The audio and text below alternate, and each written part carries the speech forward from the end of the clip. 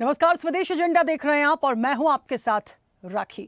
Agenda में आज बात देश के विभाजन की। 78 साल हो गए, लेकिन आज भी विभाजन को लेकर जब आवाज उठती है तो उसके पीछे कई कड़ियां जुड़ती चली जाती हैं।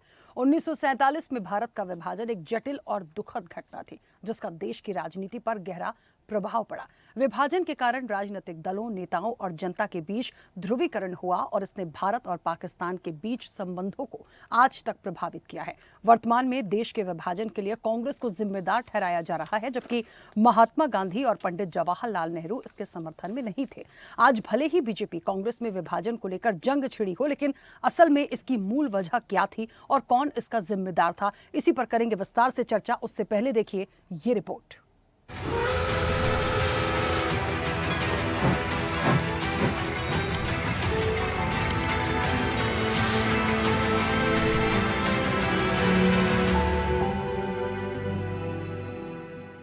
ये पिछली शताब्दी की सबसे बड़ी त्रासदी में से एक।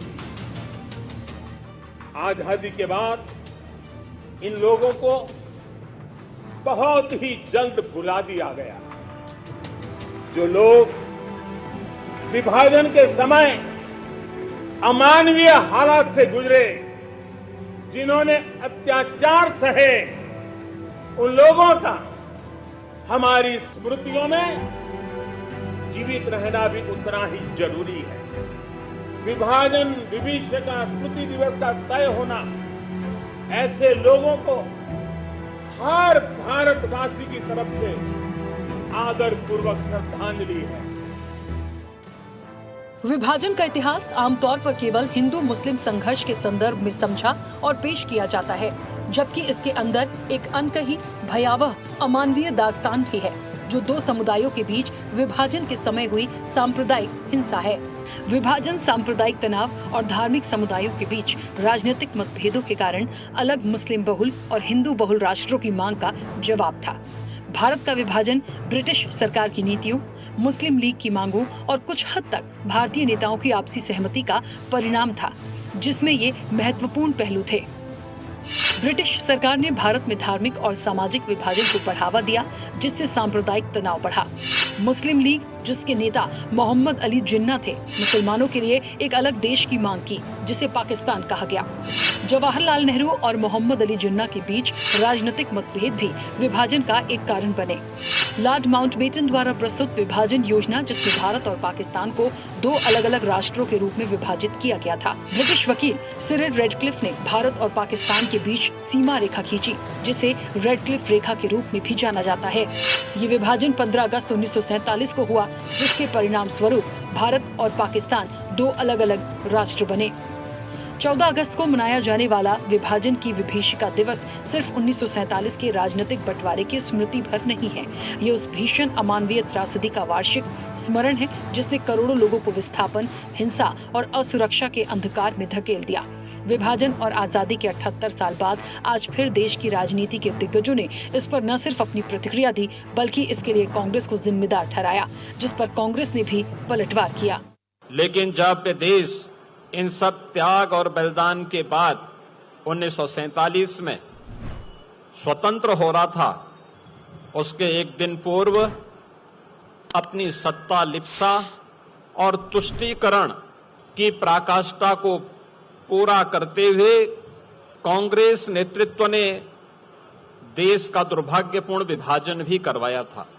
जो एक सनातन भारत था, पौराणिक भारत था, उस भारत को, उसी की दो भुजाओं को काट करके पाकिस्तान जैसे दानों के रूप में भारत को सदैव पीड़ित करने के लिए, डसने के लिए एक दुश्मन को उसके साथ उसी के हिस्से को काट करके बना दिया गया।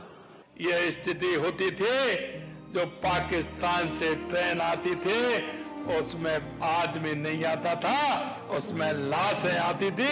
इस तरह की स्थिति हो गई। किन स्वार्थी लोगों ने हमारे देश के साथ में और हमारे देश के उन लोगों के साथ में कैसा इन्होंने व्यवहार किया।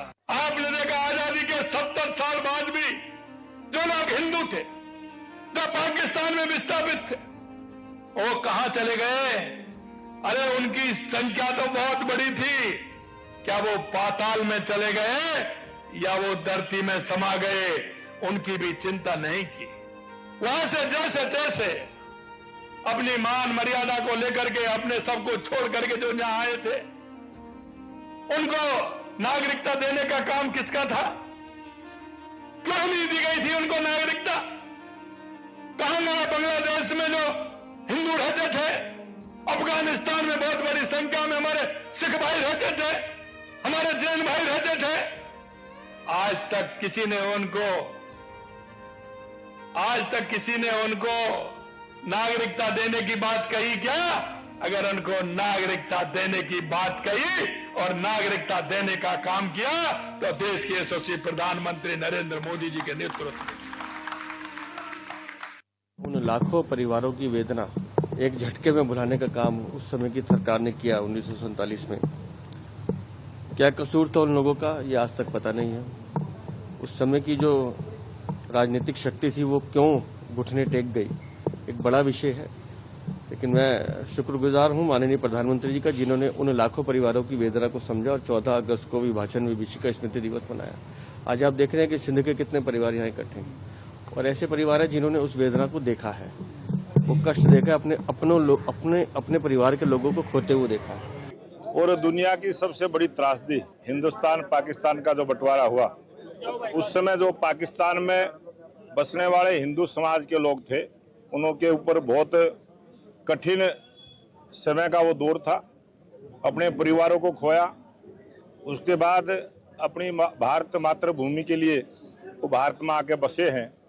उनकी याद में विभाजन विभीषिका के दिवस में अगस्त का साल में एक दिन हम मनाने का काम करते हैं।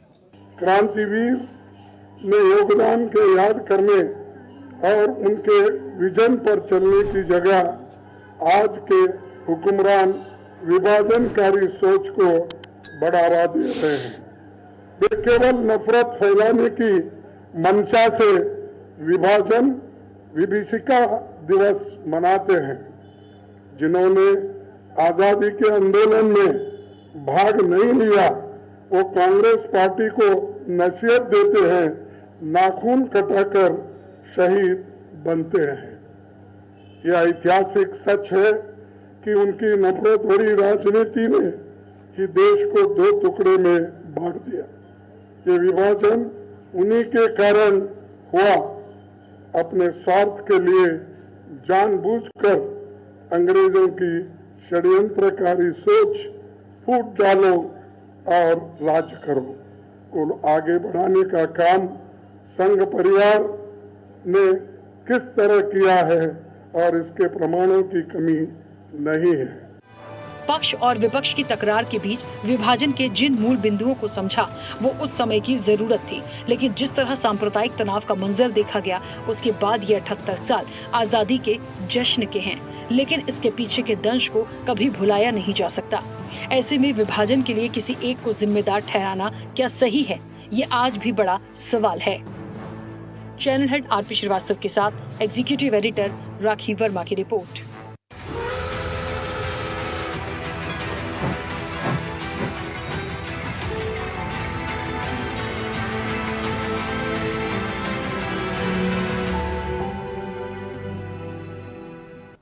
तो विभाजन के 78 साल और सियासत में आज भी उबाल बिल्कुल होगा। देखिए, पक्ष विपक्ष जब तक हैं इस पर बात करेंगे, लेकिन जब भारत की बात होती है, जब विभाजन की बात होती है, जब आज़ादी के जश्न की बात होती है, तो बात उन तमाम पहलुओं की आज होगी कि वाकई में असल रूप से जो आज भारतीय जनता पार्टी कह रही है कि विभाजन के लिए सिर्फ और सिर्फ कांग्रेस जिम्मेदार है। क्यों? क्योंकि स्थितियां परिस्थितियां उस वक्त कांग्रेस के साथ थी या वो चीजें चल रही थी इसलिए। लेकिन ये भी देखना पड़ेगा कि जब महात्मा गांधी और पंडित जवाहरलाल नेहरू इस विभाजन के समर्थन में नहीं थे, तो क्या उन परिस्थितियों के चलते जो डिसीजन लिया गया, तो क्या पूरा का पूरा ठीक रहा, उस पर फोड़ देना ठीक होगा? विस्तार से सीधे चर्चा करेंगे। तमाम मेहमान हमारे साथ जुड़े हैं। सबसे पहले आपका परिचय करा दें। भारतीय जनता पार्टी का पक्ष रखेंगे अमित तिवारी। अमित जी, बहुत स्वागत चर्चा में जुड़ने के लिए। कांग्रेस का पक्ष रखेंगे प्रबल प्रताप शाही। प्रबल जी, आपका भी बहुत स्वागत है। समाजवादी पार्टी का पक्ष रखेंगी पूजा मिश्रा। पूजा जी, आपका भी बहुत स्वागत है। राजनीतिक विश्लेषक है डॉक्टर इंदुकांत दीक्षित। इंदुकांत जी, आपका भी बहुत स्वागत है। संविधान मामलों के जानकार हैं एडवोकेट हेमंत शुक्ला। हेमंत जी, आपका भी बहुत स्वागत है। और स्वदेश न्यूज के channel head RP Srivastava ji हमारे साथ जुड़े हैं। आरपी श्रीवास्तव जी, आपका भी बहुत स्वागत है। चर्चा की शुरुआत सबसे पहले अमित जी आपसे करती हूँ। मेरी आवाज पहुंच रही है? अमित जी, आवाज पहुंच रही है मेरी? जी राखी जी, आ रही है। हाँ, चर्चा की शुरुआत अमित जी आपसे इसलिए भी क्योंकि ये थोड़ा सा ना राजनीतिक रूप से आया। हालांकि आज मुझे सभी लोगों से ये जरूर जानना है, आप लोग अपनी बात रखिएगा, मेरे सवालों के जवाब दीजिएगा, लेकिन मेरा एक कॉमन प्रश्न सबसे होगा कि असल में इस विभाजन का जिम्मेदार कौन? ये मेरा सवाल सबसे रहेगा। और अमित जी, आपसे भी मेरा ये सवाल है, लेकिन आपसे इस सवाल के साथ साथ मूल प्रश्न ये भी है कि आप सिर्फ और सिर्फ, या भारतीय जनता पार्टी सिर्फ और सिर्फ कांग्रेस को इसका जिम्मेदार क्यों मान रही है? राखी जी, सर्वप्रथम तो धन्यवाद मुझे बुलाने के लिए और समय देने के लिए। देखिए, आज आप इस चर्चा की शुरुआत में अटल जी की एक कविता से करूंगा। वो कहते हैं, 15 अगस्त का दिन कहता आजादी अभी अधूरी है, सपने सच होने बाकी है, रावी की शपथ न पूरी है। इसकी लास्ट 4 लाइनें पढ़ूंगा मैं राखी जी, वो आज के परिप्रेक्ष्य में बिल्कुल सटीक बैठती है। जो पाया उसमें खो न जाए, जो खोया उसका ध्यान करें। तो निश्चित तौर पे जो ये विभाजन विविधता दिवस हम मनाते हैं, देशवासियों ने बलिदान दिया, इस तरीके से जो इतिहास के पन्नों में अमित जी, आपकी आवाज नहीं आ रही है ठीक से। अभी आ रही है राखी जी? हाँ, अभी आ रही है, लेकिन आपने जो कविता की 4 लाइनें बोली वो बीच में मैं सुन भी नहीं पाई, बीच में आवाज ब्रेक हुई, तो वो एकदम से जो कनेक्टिविटी है या जो फ्लो होता है वो ब्रेक हो जाता है। प्लीज एक बार फिर से बोलिए, प्रॉपर आवाज आ रही है आपकी, बोलिए। जी राखी जी, मैं फिर से कहता हूँ कि मैं अपनी बात की शुरुआत अटल जी की कविता से शुरुआत करता हूँ। उनकी एक कविता है जिसमें वो कहते हैं, 15 अगस्त का दिन कहता आजादी अभी अधूरी है, सपने सच होने बाकी हैं, रावी की शपथ न पूरी है। और इसकी 4 लाइनें, लास्ट की 4 लाइनें हैं, बहुत ही महत्वपूर्ण है। वो कहते हैं, स्वतंत्रता को सार्थक करने कमर कसें, बलिदान करें, जो पाया उसमें खो ना जाए, जो खोया उसका ध्यान करें। कहता हूँ, मेरी आवाज आ रही है राखी जी? हाँ अमित जी, मैं सुन पा रही हूँ, बट थोड़ी सी आवाज पता नहीं क्यों ब्रेक हो रही है। नेटवर्क इशू है या कुछ और इश्यूज हैं, पर ठीक है, आप बोलिए। कविता की पंक्तियां जो भी थी वो हमने कम से कम सुनी। नेटवर्क इशू है आपकी कनेक्टिविटी में राखी जी, हम सभी लोग कनेक्टेड हैं, आपके एंड पे शायद नेटवर्क का इशू है। हाँ, तो आपकी आवाज कई बार नहीं आ रही। अच्छा ठीक है, हमारी टेक्निकल टीम है वो भी कंटिन्यूसली हम सबको सुन पा रही हैं। जो भी इश्यूज हैं प्लीज उसको सॉर्ट आउट करिए जल्दी से। ठीक है अमित जी, बोलिए। जी राखी जी, तो ये जो विभाजन विभीषिका दिवस है, इसके पीछे मूल उद्देश्य यही है कि जो आजादी में हमने जिन लोगों को खो दिया, जिन लोगों ने बलिदान दिया, जैसा कि इतिहास जड़ों से उखड़ गए, 15 से 20 लाख लोगों की हत्याएं हो गई दोनों तरफ, और लाखों महिलाओं का अपहरण हो गया। तो निश्चित तौर पे इस चीज को याद तो करना पड़ेगा, ये एक इतिहास में दर्ज चीजें हैं। उसको स्वीकार्यता दी, या जिस तरीके से विभाजन के लिए जो कहते थे कि विभाजन अगर होगा तो मेरी लाश पर से होगा, तो विभाजन तो हो गया, लेकिन जो जिन गांधी जी को अंग्रेजों की नींव हिलाने की क्षमता रखते थे, वो तो आजादी के मामले पे, विभाजन के मामले पे एक बार भी धरने पर नहीं बैठे, ना ही इसकी कोई चर्चा हुई कि गांधी जी ने विभाजन रोकने के लिए कहीं धरना दिया हो या कहीं धरना प्रदर्शन किया हो। तो निश्चित तौर पे इस चीज को ध्यान रखते हुए हमें इस बात को समझना पड़ेगा कि जो गलतियां उस समय हुई, उसका अगर आज हम सुधार कर सके, उस चीज को अगर ऑल्टर कर सके, तो हमें पूरा प्रयास करना चाहिए इस चीज को करने के लिए। और जिस तरीके से आप एक घटनाक्रम होता गया, जैसे कि 1913 में जिस तरीके से मिल गई कांग्रेस के अधिवेशन में, किस तरीके से 1920 में जब ने कहा कि वो महात्मा गांधी को महात्मा नहीं कहेंगे क्योंकि ये एक हिंदू उपाधि है, तो इसको किसी भी कांग्रेस के व्यक्ति ने इसका उस समय 24 में कहा कि मैं वंदे मातरम नहीं बोलूंगा, इसको भी स्वीकार कर दी। और आपने देखा किस तरीके से 1921 में मोपला का जो नरसंहार हुआ, उसको भी किस तरीके से समर्थन मिला। तो निश्चित तौर पे ये सारे चीजें थे जो आखिरी में आते एक दिन के आधार हुआ, और जिसकी जो विविधता है वो पूरे देश में भुगती है। इसको पंजाब से लेकर, बंगाल से लेकर, बिहार से लेकर पूरे देश ने इस चीज को झेला है। ठीक है अमित जी, मैं 1 सेकंड रुकूंगी, बस एक छोटा सा जवाब आपका चाहिए था। खड़गे जी को मैंने सुना, खड़गे जी कह रहे हैं कि विभाजन विभीषिका दिवस जो मनाया जाता है या जो मनाया जा रहा है वो कहीं ना कहीं भारतीय जनता पार्टी नफरत फैलाने के लिए कर रही है। नहीं राखी जी, देखिए नफरत कौन फैलाता है, मैं आपको 1988 की घटना बताता हूँ। सर सैयद अहमद खान वो कहते हैं कि हिंदू और मुसलमान दो कौम हैं जो एक साथ नहीं रह सकते हैं। जब अंग्रेज इस देश को छोड़कर चले 1888 में कहा है, और उसके पहले 1857 मेरठ के एक जलसे में। तो निश्चित तौर पे जहर कौन फैलाता है उसको समझने की जरूरत है। और इसी जहर के कारण उस समय तो आरएसएस थी नहीं, उस समय तो हिंदुत्व का कोई संगठन था नहीं। जब आजादी मिली तब किस पड़ेगा ना, वो पाक और नापाक पे थी। तो ये दो धारणाएं थी कौन पाक है कौन नापाक है। ये धर्म के आधार पर हमें आजादी मिली, इसको स्वीकार करने में कांग्रेस पार्टी को क्यों इतनी घबराहट होती है या क्यों इतनी चिंता होती है, मुझे समझ में नहीं। ठीक है अमित जी, वापस आऊंगी। प्रबल जी मुझे सुन पा रहे हैं? प्रबल जी मेरी आवाज पहुंच रही है आप तक? प्रबल जी शायद हमारे साथ कनेक्ट नहीं है। पूजा जी मुझे सुन पा रही हैं? मैम म्यूट किया आपने, अनम्यूट करिए, अनम्यूट करिएगा प्लीज। आपको मेरी आवाज सुनाई दे रही है? हाँ पूजा जी मैं आपको सुन पा रही हूँ। पूजा जी वही मैंने कहा ना, एक प्रश्न बहुत जरूरी है आज के लिए कि ये जो विभाजन हुआ मुख्य रूप से जिम्मेदार कौन है? राजनीतिक रूप से ठीक है, देखिए प्रभाव तो पड़ा, ऐसा तो नहीं है कि प्रभाव नहीं पड़ा, लेकिन कहा जा रहा है कि कांग्रेस पूरी तरह से इसके लिए जिम्मेदार है। आपने वो सुनी होगी ना कहावत की, गिरते चले जाएंगे। आप आरएसएस तो आरोप लगाओगे नहीं कि जो 1920 के बाद से, उसमें भी जब उन्होंने डिसोबीडिएंट मूवमेंट में गए उसके बाद दोबारा कभी गए भी नहीं। जब 1925 में जब से आरएसएस फॉर्म हुआ तब से ना तो उन्होंने सिविल डिसोबीडिएंट मूवमेंट में ज्वाइन किया, ना भारत छोड़ो आंदोलन में ज्वाइन किया, कोई भी आजादी के आंदोलन में ज्वाइन किया नहीं। कमी तो उसी में निकाली जा सकेगी जो काम करेगा, जिसने काम भी नहीं किया उसमें कमी क्या निकाला जाएगा। और जहां तक बात रही ये कहने की कि ये जो है विभाजन क्यों हुआ, तो आपको पता है कि जो है ब्रिटिश गवर्नमेंट थे उस वक्त में आजादी सबसे ज्यादा महत्वपूर्ण थी। अभी इन्होंने बिल्कुल काउंट कराया, मैं इतिहास की छात्रा नहीं हूँ, मैं इतिहास को या जो हमने स्कूल में जितना पढ़ा हुआ है फ्रीडम ऑफ इंडिया, खुद जीवन में जानना जितनी जरूरी है उतना ही जानकारी है। और उतनी जानकारी के हिसाब से जब 1909 में ब्रिटिश ने जब मुस्लिम के लिए जो है अलग से इलेक्टोरल का प्रावधान लेकर के आया, इसने बिल्कुल विरोध किया था, ये नहीं होना चाहिए था। और हम विभाजन हुआ भारत देश का, उस वक्त जो है हमारे लिए आजादी सबसे महत्वपूर्ण थी। अब बात आपकी नहीं आ रही है मुझ तक? पूजा जी कुछ टेक्निकल इश्यू है, आपकी आवाज भी काफी ब्रेक हो रही है। मैम एक सेकंड, हम आपको दोबारा से कनेक्ट करने की कोशिश करते हैं, तब तक प्रबल जी हमारे साथ जुड़े। प्रबल जी मुझे सुन पा रहे हैं?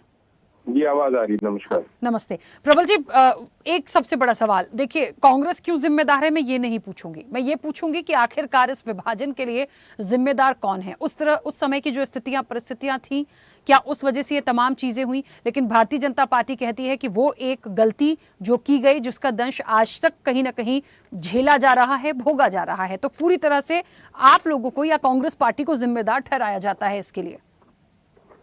देखिए राखी जी, ये जो स्वतंत्रता दिवस की पहले हार्दिक शुभकामनाएं आपको पूर्व संध्या पर।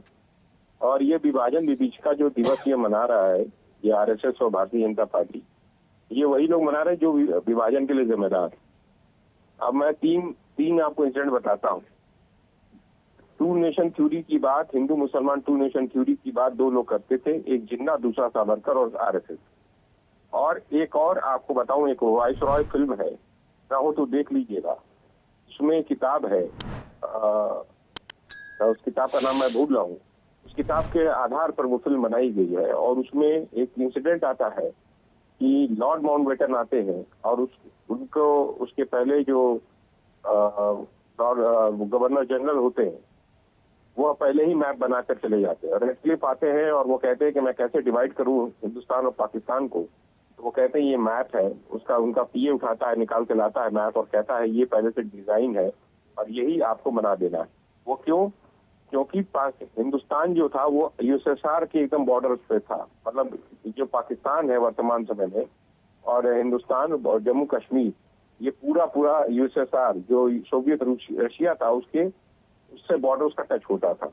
और अमेरिका और यूनाइटेड स्टेट्स और ब्रिटेन नहीं चाहते थे कि यूएसएसआर जो सोवियत रशिया था उसका जो एक्सेस है वह एडन के खाड़ी यानी ये अरब सागर तक और एडन की खाड़ी तक हो जाए।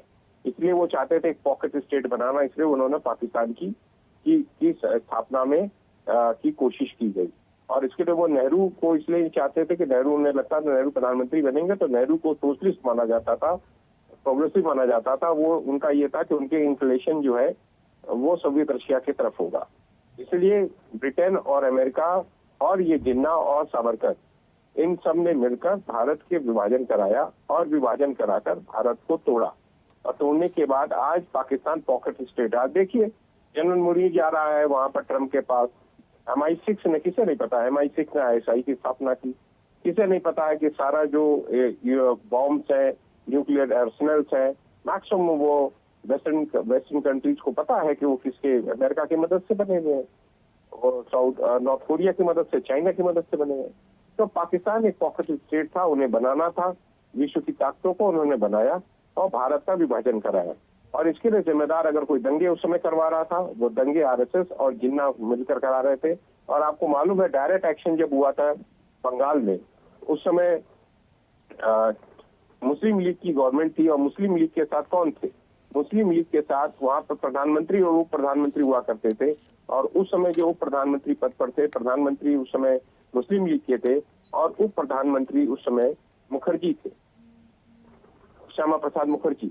और इन लोगों ने उस समय डायरेक्ट एक्शन हुआ था, इसमें बहुत बड़ा दंगा हुआ था। पूरे कलकत्ता के लोग, बहुत सारे लोग मारे गए थे, हिंदू मुसलमान दोनों मारे गए थे उस समय दंगों में। ये किया गया। यहाँ तक 1942 का जो भारत छोड़ो आंदोलन था, अंग्रेजों भारत छोड़ो, उस आंदोलन का विरोध RSS ने किया था। और उस समय मुखर्जी ने कहा था कि इन लोगों को गिरफ्तार करो। उस समय सबसे ज्यादा दमन की कार्रवाई उप प्रधानमंत्री के तौर पर बंगाल में सबसे ज्यादा दमन की कार्रवाई के लिए मुखर्जी ने लोगों को, पुलिस को ऑर्डर दिया था कि जितने भी कांग्रेस और अन्य लोग हैं इनको दमन किया जाए, इनको पकड़ पकड़ जेल में बंद किया जाए। जब आजाद हिंद फौज का निर्माण हो रहा था और आजाद हिंद फौज मार्च ऑन कर रही थी भारत की तरफ, तो RSS ने कैंप लगाकर और सावरकर ने कैंप लगाकर ब्रिटिश आर्मी की मदद की थी। ब्रिटिश आर्मी में भारत के नौजवानों को ज्वाइन करने के लिए कहा, आह्वान किया कि जाओ और आजाद हिंद फौज से लड़ो। तो ये गद्दारों, ये गद्दार है, ये गद्दार संगठन है RSS, और ये भारत के विभाजन के जिम्मेदार है। ये हमेशा भारत के खिलाफ ही काम किया है। ठीक है प्रबल जी, बिल्कुल वापस आऊंगी। पूजा जी, मेरी आवाज पहुंच रही है? जी बिल्कुल, आपको मेरी आवाज नहीं दे रही है? हाँ, आपकी आवाज आ रही है मैम, जल्दी से अपनी बात पूरी करिएगा।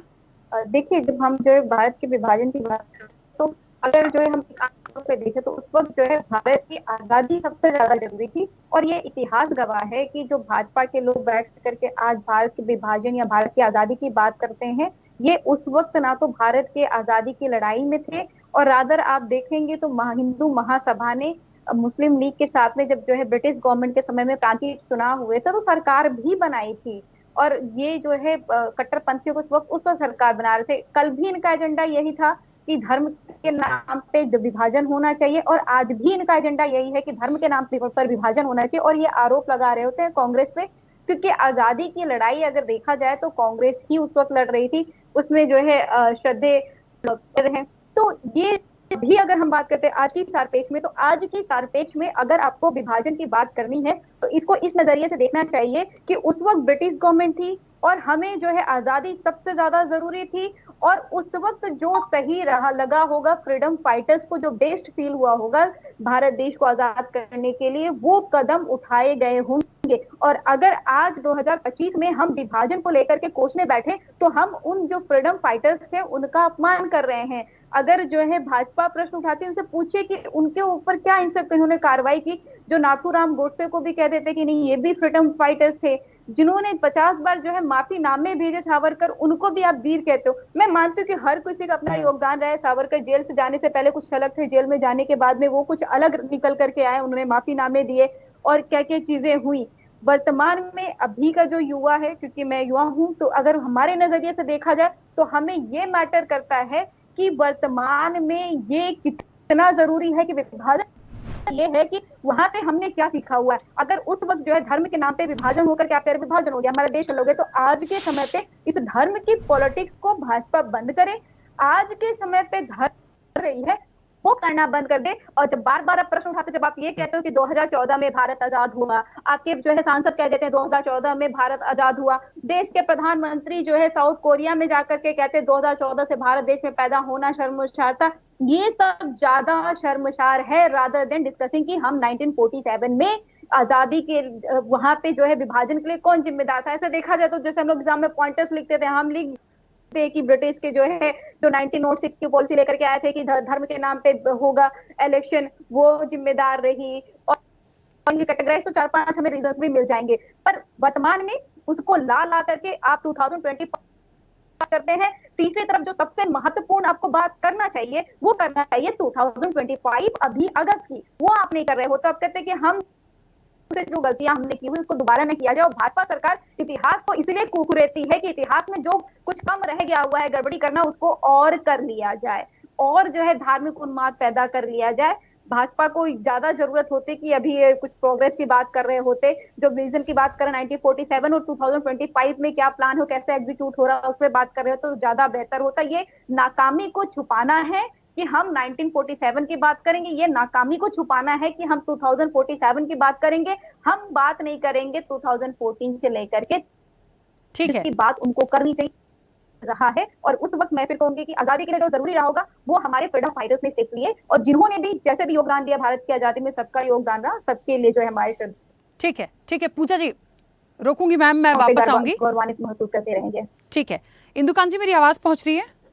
इंदुकांत जी मेरी आवाज आ रही है? हाँ इंदुकांत जी, मुझे ऐसा लग रहा है अब मैं यदि ये प्रश्न करूं कि देश के विभाजन की इस कहानी के कितने किरदार, मुझे लगता है आप उसका बेहतर जवाब दे पाएंगे, क्योंकि ये चर्चा जहां से चली है अब तो मुझे नंबर ऑफ मेंबर में देखूं तो एक एक किरदार आके क्वेश्चन मार्क अगेन लग गया कि कौन सा किरदार सबसे अहम रहा। राखी जी नमस्कार।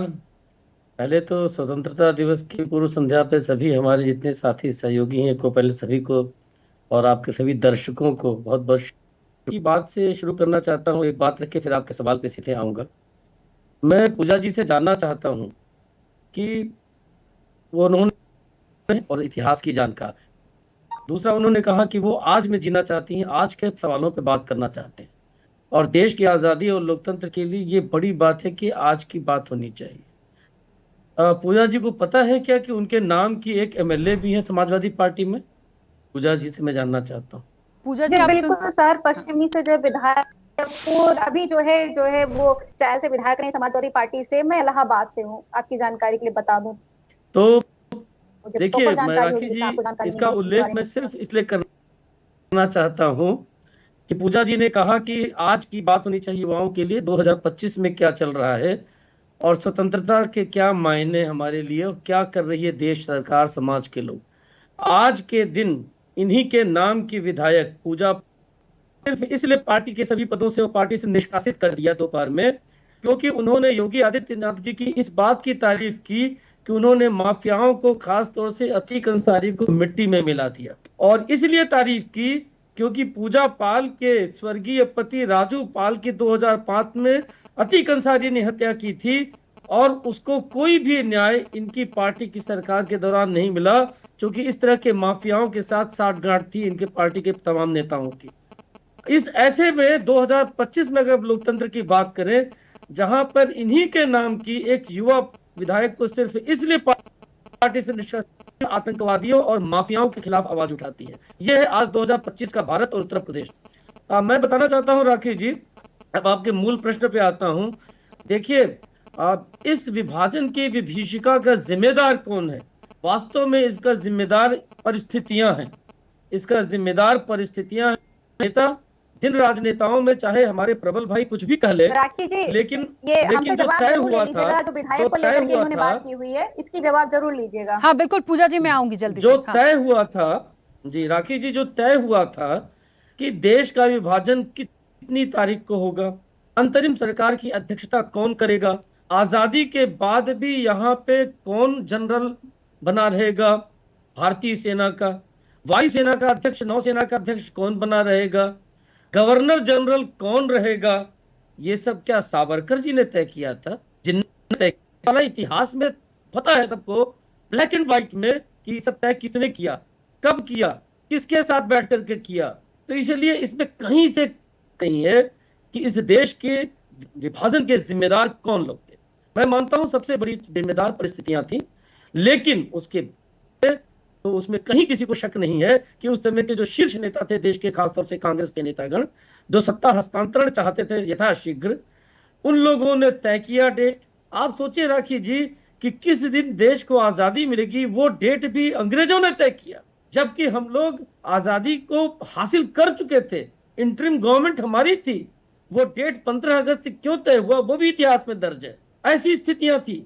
और उसमें भी अगर ये कहा जाए कि सावरकर जिम्मेदार थे या नाथूराम गोडसे होगा, राखी जी बहुत इंपॉर्टेंट आपके दर्शकों को लेकर बता दूं कि देश के विभाजन के बाद, जिन्ना विभाजन के 6 महीने बाद, कि हमसे इतनी बड़ी भूल हो गई जिसकी मैं कल्पना नहीं करता था। और हम जा रहे हैं नेहरू के बाद दोनों देशों के एकीकरण की बात करेंगे। जानते हैं क्यों? क्योंकि इस देश की आजादी के बाद जैसी दुर्दशा जिन्ना की पाकिस्तान में हुई, और उसके ठीक विपरीत जब भारत विभाजित नहीं हुआ था तो वो मलाइयां यहां बैठकर काट रहे थे।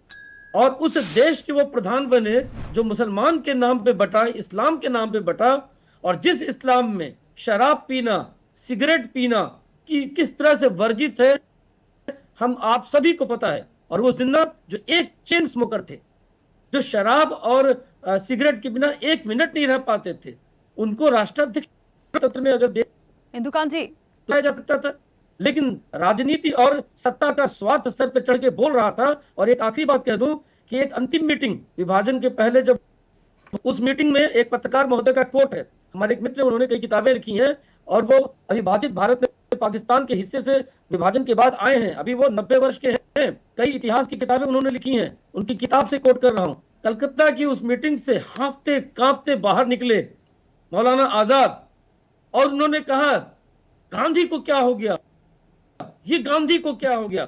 पत्रकार ने पूछा क्या हो गया भाई मौलाना साहब? अरे पूछो मत, देश बर्बाद हो गया, गर्त में चला गया।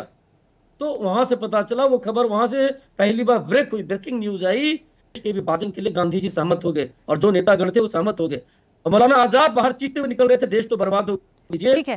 कि जब विभाजन के बाद लाखों की संख्या में हिंदू और सनातन धर्म के मानने वाली महिलाएं और लड़कियां गायब हो गई, अपहरण कर लिया गया पीओके में, और पाकिस्तान के हिस्से में जो भारत के रहते थे लोग, आजादी के बाद दी भारत ने, को पता करके रिहेबिलिटेट करो, भारत के परिवारों से लिस्ट आई उनको दो।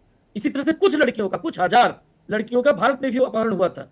भारत ने एक एक लड़की, एक एक महिला को इज्जत के साथ पता कर करके उनको वापस रिपेट्रिएट किया, पाकिस्तान भिजवा दिया। आपको जानकर राखी जी आश्चर्य होगा कि पाकिस्तान ने एक का दुक्का लोगों को दिया और कहा कि एक भी लड़की का पता नहीं चल रहा है। क्यों?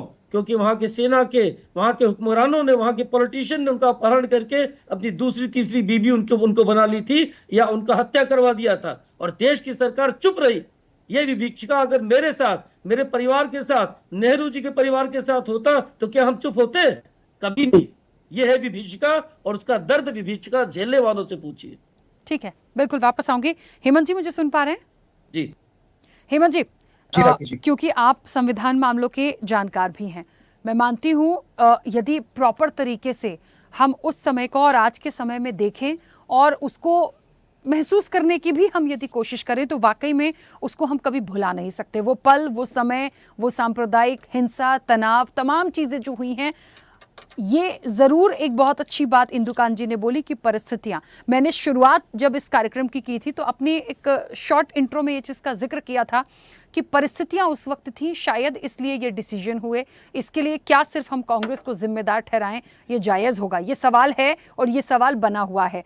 ओवरऑल देखें यदि हम, आप इसके पीछे की क्या मुख्य वजह मानते हैं, और जिम्मेदार यदि माना जाए तो किसे मानेंगे?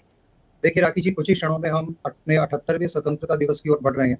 उसके लिए आपके चैनल के माध्यम से सबसे पहले तो मैं समस्त देशवासियों को और मेरे सहयोगी पैनलिस्ट को भी स्वतंत्रता दिवस की शुभकामनाएं देना चाहता हूं।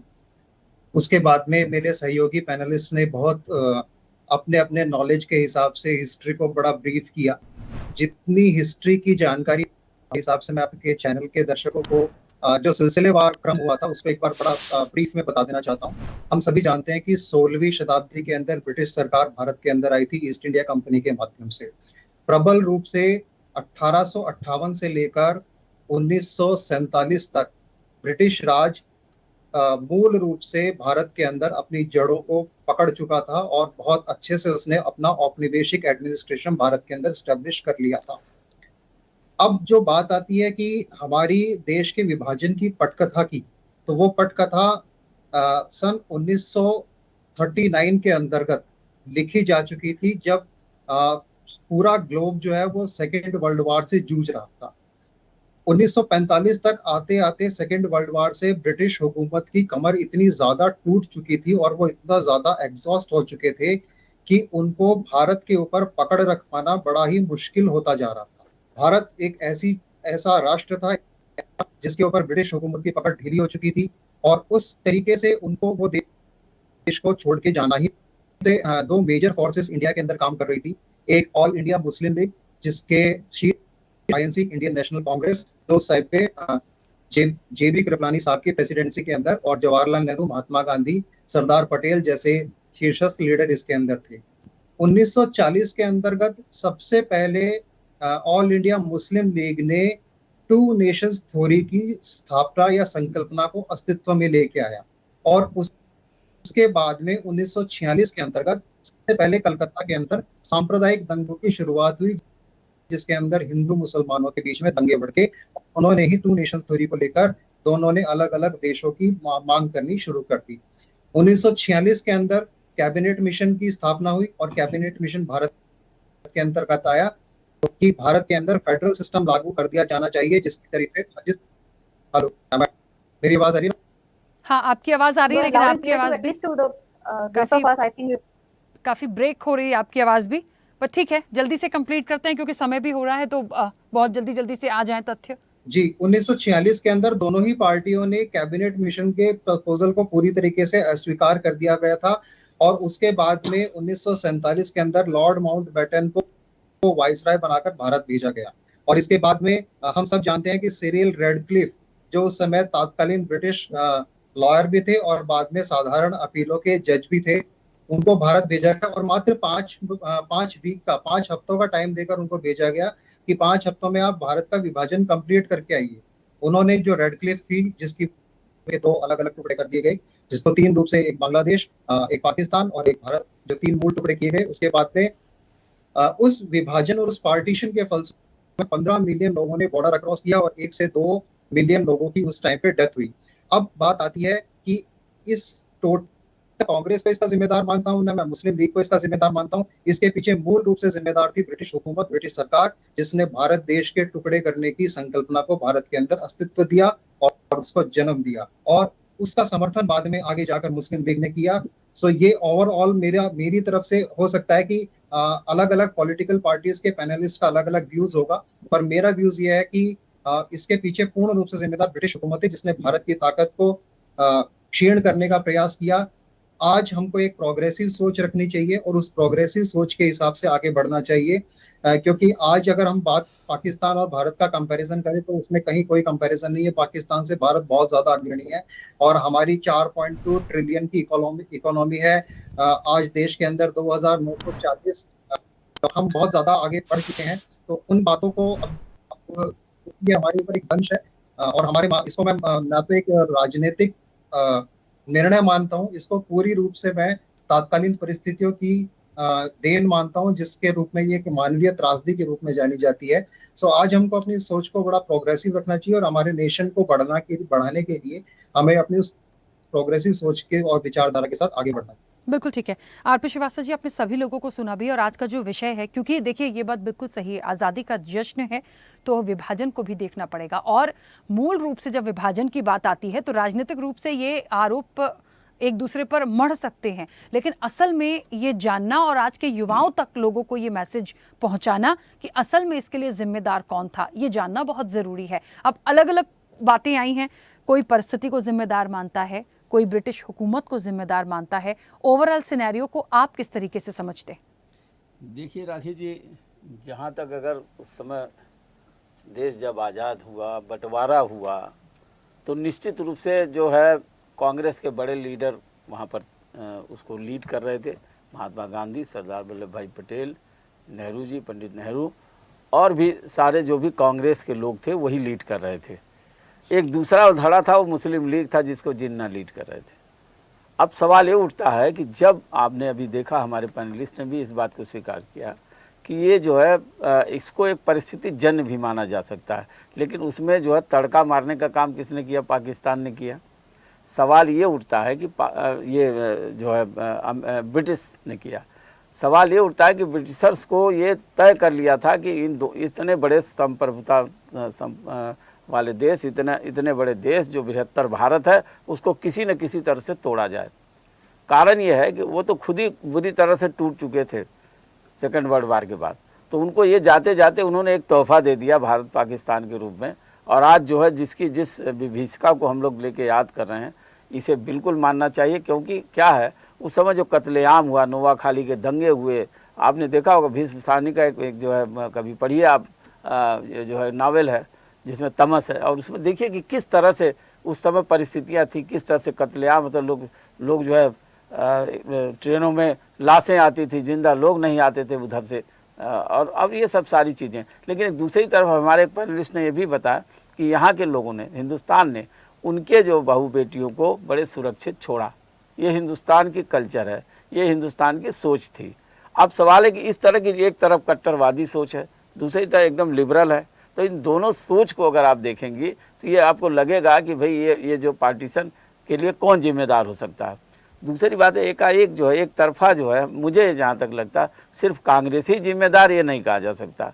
हाँ, कांग्रेस हो सकती है, उसके लीडरान हो सकते हैं जिम्मेदार, हो सकता है कि उन परिस्थितियों को सही तरीके से हैंडल नहीं कर पाए। अगर गांधी जी ने नोआखाली के दंगे में उपवास करके शांत कराया तो इसके लिए उनकी तैयारी करनी चाहिए थी। लेकिन क्या उनके उपवास से, उनके जो है असहयोग आंदोलन जो उन्होंने चलाया, खिलाफत एक तरह से जो सारी चीज़ें किया, क्या उससे वो मान जाते अंग्रेज? ये भी देखना होगा। भाई सवाल इस बात का है कि जब जिन्ना एडामेंट थे कि पाकिस्तान का बंटवारा हो, दो नेशन की थियरी जो लेकर के, और उसको जो उससे ब्रिटिशर्स जो कन्विंस हो चुके थे, तो अगर ये कहा जाए कि सिर्फ एक पार्टी को, केवल एक ही उन्हीं नेताओं को जिम्मेदार ठहरा जाए, तो ऐसा कहना थोड़ा बहुत ज़्यादा उचित नहीं है। हाँ, ये ज़रूर है कि उन्होंने परिस्थितियों को सही ढंग से हैंडल नहीं किया, नहीं तो भारत का बंटवारा नहीं होता। ये कयास लगाया जा सकता है, ये कहा नहीं जा सकता, दावे के साथ नहीं कहा जा सकता। लेकिन मेरा सिर्फ इसमें ये कहना है कि जो चीज़ें आज इतिहास के पन्ने में हैं, अगर मान लीजिए बंटवारे की जो है, विभाजन की विभीषिका मनाई जा रही, तो वो भी एक पक्ष है कि उन लोगों के लिए एक तरह से सहानुभूति है, उन लोगों के उन परिवारों को जिन लोगों की मौत हुई, उनको एक श्रद्धांजलि हो सकती है। लेकिन जब इसमें राजनीति का पुट आ जाता है तो हमें लगता है कि बातें कुछ और होती है। कल जो है आज़ादी का जश्न मनाएंगे हम, और आज जो हम उसकी विभीषिका भी मना रहे हैं, तो हमें उनको श्रद्धांजलि देने में कोई रुचि नहीं, कोई परेशानी नहीं है। लेकिन एक चीज़ और है कि अगर राजनीतिक रूप से इसको करेंगे तो थोड़ा सा हमको लगता है कि कहीं दूर की बात है, या राजनीतिक दल हैं अपने अपने नैरेटिव सेट करते हैं, उनको लगता है कि ये जिम्मेदार है। अभी हमने देखा भारतीय जनता पार्टी, कांग्रेस के प्रवक्ताओं को, वो बोलते हैं सावरकर जिम्मेदार हैं, वो बोलते हैं नेहरू और गांधी जिम्मेदार हैं। तो ऐसा होता नहीं है। जनरली ये होता है कि जब हम गुलामी से इतने सालों तक पीड़ित थे, अंग्रेज़ों का शासनकाल था, किस तरह से त्रस्त थी यहाँ की जनता, अगर ऐसी स्थिति में अगर कोई चीज़ें निकल के आती हैं तो हमें समझ लेना चाहिए कि भाई हम किसी तरह से, या आप ये किसी तरह से आज बंटवारा हुआ तो किसी तरह से आज़ाद हो गए।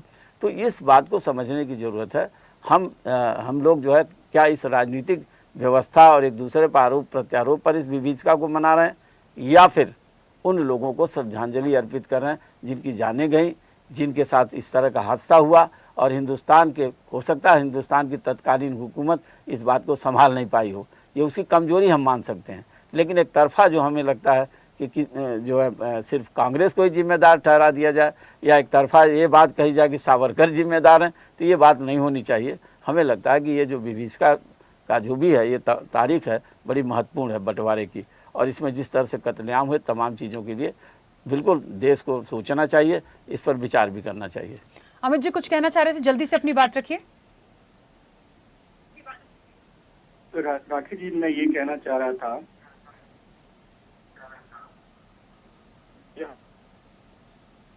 हाँ बोलिए अमित जी, बोलिए।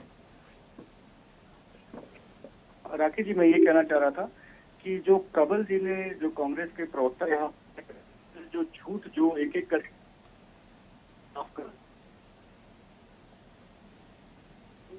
मुख्यमंत्री थे जो मुस्लिम लीग से थे और दूसरे मुख्यमंत्री वहाँ पर कर देते, कितना झूठ, बिना किसी तथ्य के आसमान प्रांत बोलते रहते हैं। मुझे तो शर्म आती है ऐसे लोगों पर। देखिए 16 अगस्त 1986 डायरेक्ट एक्शन डे होता है, रमजान का महीना होता है, 17 रोजे का, उस दिन और कलकत्ता से शुरू होकर नोआखली तक फैलता है और बिहार के कुछ हिस्सों तक फैलता है। तो किस तरीके से वो पूरा का पूरा घटनाक्रम होता है, गांधी जी के उपवास से वो नहीं था जो डायरेक्ट लेता। अगर किसी को ये भ्रम कि वो गांधी जी उपवास से डायरेक्ट एक्शन लेता नहीं है, याद कीजिए गोपाल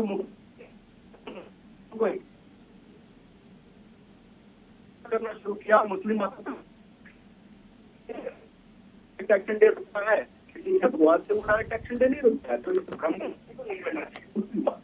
देखिए जिस तरीके से अभी हम शुक्ला जी हैं, उन्होंने सही कहा, कैबिनेट मिशन प्लान कैबिनेट ज्यादा बिल है वो जून 1900 वो एक साल पहले 1948 में जो ठीक है। अमित जी मुझे क्योंकि समय बहुत हो गया, मुझे रोकना पड़ेगा। पूजा जी आप कुछ कहना चाह रही थी, प्लीज जल्दी से अपनी बात रखिए। जी बिल्कुल, पहली बात तो मेरे को शायद गलतफहमी होगी, मैं इतिहास की छात्रा नहीं हूँ, मैंने ये बोला है। तो अब बात कर लेते हैं, अपने पूजा पाल जी की बात की। मुझे बड़ा बढ़िया लगता अगर वो साथ में ये भी कहते कि विजमा यादव जी जो है समाजवादी पार्टी से विधायक है, उनके हस्बैंड की हत्या जो है AK-47 से की हुई थी। वो भाजपा के पूर्व विधायक जिसको जो है उम्र कैद की सजा सुनाई गई थी, उसकी सजा माफ कर दी गई, अब वो बाहर घूम रहा है। तब मैं बिल्कुल मानती कि हाँ वो जो है जस्टिफिकेशन की बात कर रही हैं। वो समाजवादी पार्टी के टिकट से विधायक बन करके जाती है, समाजवादी पार्टी उनके लिए खड़ी रहती है। उसके बाद में वो समाजवादी पार्टी के साथ में दगा करती। 2024 में वो भाजपा के कैंडिडेट के लिए प्रचार करते, लगातार समाजवादी पार्टी विरोधी गतिविधि में शामिल रहती है। तब उनके अगेंस्ट में जो है कार्रवाई की गई हुई है। वो हमारे पूजा पाल जी के बारे में, फिर तो आपको विजमा यादव जी के बारे में पता होगा कि इलाहाबाद में पहली बार जो है उनके हस्बैंड की हत्या करने के लिए AK-47 चली थी, दिन दहाड़े चली हुई थी, और उसके जो अपराधी जिनको जो है आजीवन सजा सुनाई गई हुई थी उनको फ्री कर दिया गया। वो बाहर घूम रहे हैं आजाद होकर के। तो कैसे मान लिया जाए कि बड़ा जस्टिस हो रहा है? अगर जो है भाजपा के व्यक्ति होते हैं तब जस्टिस नहीं हो रहा, तो मैं उनके ऊपर बिल्कुल समाजवादी पार्टी जो है कोई एक्शन नहीं लेती। अगर वो इस बात को भी वहां पे अगर रख देती। हमने तो जो है 7 विधायक थे, 7 में से 4। ठीक है पूजा जी, क्योंकि आपको जवाब देना था उस बात का, ठीक है वो बात कंप्लीट हो गई। चलिए आज काफी ज्यादा पता नहीं आप लोगों का ऑडियो आज के समय में। मैम मेरी आवाज पहुंच रही है आप तक? आपके जी बिल्कुल हाँ। आज के समय में मैं फिर कहूंगी कि 2025 की आप बात करिए। अभी इन्होंने बोला कि अभी इससे पहले हो रहा था कि गांधी जी ने जब वो दंगे के लिए अनशन कर सकते हैं तो विभाजन के लिए क्यों अनशन नहीं किया? अभी जस्टिफाई कर रहे हैं कि नहीं उन्होंने अनशन नहीं किया हुआ था। मुझे लगता है कि जो बहुत हिस्टोरिकल बने हुए शिक्षाविद लोग बने हुए हैं वो हिस्ट्री से जो है प्रेजेंट को कैसे सही किया जाए उसको ज्यादा इतिहास का विश्लेषण नहीं करना चाहिए। जैसे कि ये पहले कह चुकी है कि इतिहास की छात्रा नहीं है तो इतिहास का विश्लेषण न करें, इसका अधिकार इनको नहीं है। तो इतिहास को अपने हिसाब से तोड़ मरोड़ कर कोई पेश न करें। अगर आप इतिहास की जानकार नहीं है, इस चीज को मान चुकी है, तो इतिहास की विश्लेषण आप न करें। आप अपनी बात कहें और अपनी बात कहकर शांत होकर इतिहास की विश्लेषण में न जाएं। आप वर्तमान को खराब ना करें, इतना मुझे अधिकार है कि मैं वर्तमान में। चलिए अमित जी और पूजा जी, चलिए देखिए ये सर विभाजन के इतने साल हो रहे हैं, आजादी का जश्न भी है। मत लड़िए मत सर, लड़िए मत, देश की बात हो रही है, लड़िए मत। लड़ने जैसा कुछ भी नहीं है, राजनीतिक रूप से चीजें आती जाती रहेंगी, लेकिन एक अच्छा संदेश हम देना चाहते हैं। समय बहुत हो गया, मुझे रोकना पड़ेगा इस चर्चा को। आप सभी मेहमानों का बहुत शुक्रिया इस चर्चा में जुड़ने के लिए। तो देखिए एक बात तो है, विभाजन के 78 साल और ये एक बड़ा सवाल जैसा है कि सियासत में अभी भी बॉल कितना उबाल है, ये हमें यहाँ तस्वीरों से दिख रहा था। देखिए ये राजनीतिक दल हैं, ये अपनी बातों को रखेंगे, एक दूसरे पर आरोप प्रत्यारोप लगाएंगे, लेकिन एक संदेश और मकसद जो इस चर्चा को रखकर आप तक पहुंचाने का है वो यही है कि स्थितियां परिस्थितियां क्या थी वो जिम्मेदार हो सकती हैं। कोई लीडर्स कभी इस तरह की चीजें नहीं कर सकते थे। तो ना तो आप कांग्रेस को कोसिए ना बीजेपी को कोसिए, ब्रिटिश हुकूमत का जो जिक्र आया वहां से आप चीजों को ले सकते हैं, क्योंकि शुरुआत वहां से चीजें जब एंट्री हुई भारत में तो वहां से चीजें हुई थी। तो संदेश सही और सटीक जाए, यही मकसद है। फिलहाल चर्चा में इतना ही। बने रहिए स्वदेश न्यूज के साथ, सबसे पहले देश। ऐसे ही वीडियोस के लिए लाइक करें, शेयर करें, फॉलो करें। YouTube पर जाकर सब्सक्राइब कर बेल आइकन दबाना ना भूलें और ताजा अपडेट्स के लिए swedeshlive.com पर जरूर जाएं।